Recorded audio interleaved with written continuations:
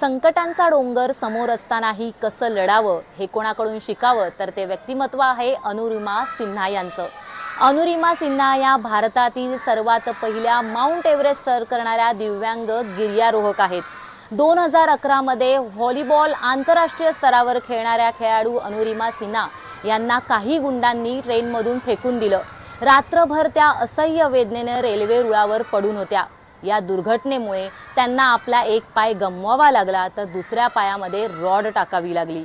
असं असतानाही खचून न जाता पुन्हा त्याच निर्धाराने त्या उभ्या राहिल्या आणि अवघ्या 2 वर्षात त्यांनी स्वतःला तयार केलं आणि जगातील सर्वात मोठा ज्याला शिखर मानलं जातं असं माउंट एव्हरेस्ट त्यांनी सर करत भारताचा तिरंगा माउंट एव्हरेस्टवर फडकवला।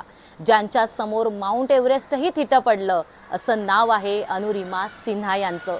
अनुरिमा सिन्हा यांनी केवळ माउंट एव्हरेस्टच नाही तर अनेक जे डोंगराळ दुर्गम किल्ले आहेत, डोंगराळ जे भाग आहेत ते देखील सर केलेले आहेत। 2015 मध्ये त्यांना पद्मश्री पुरस्काराने सन्मानित करण्यात आलंय।